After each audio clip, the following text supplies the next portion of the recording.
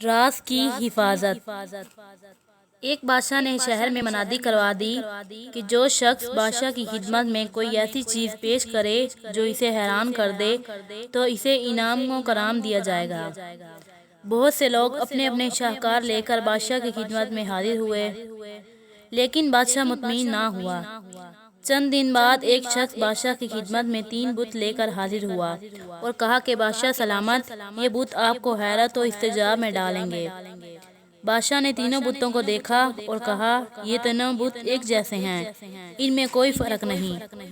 بادشاہ نے اپنے امراء اور وزراء کو بلایا، ان کی رائے لی گئی، لیکن وہ بادشاہ کی بات سے متفق تھے کہ ان میں شکلاً جسماناً کوئی فرق نہیں اور نہ ہی کوئی حیرت و استعجاب کی بات ہے۔ بادشاہ نے کہا، تم ثابت کرو کہ یہ بت آپس میں کس طرح مختلف ہیں۔ ایک شخص نے ایک سلاخ لی اور پہلے بت کے کان میں ڈالی۔ وہ سلاخ ایک کان سے داخل ہو کر دوسرے کان سے نکل آئی۔ اس آدمی نے کہا کہ یہ ایسے شخص کی نمائندگی کرتا ہے جو ایک کان سے سنتا ہے اور دوسرے کان سے نکال دیتا ہے۔ پھر اس نے دوسرے بت کے کان میں سلاخ ڈالی تو وہ منہ کے راستے سے باہر نکل آئی۔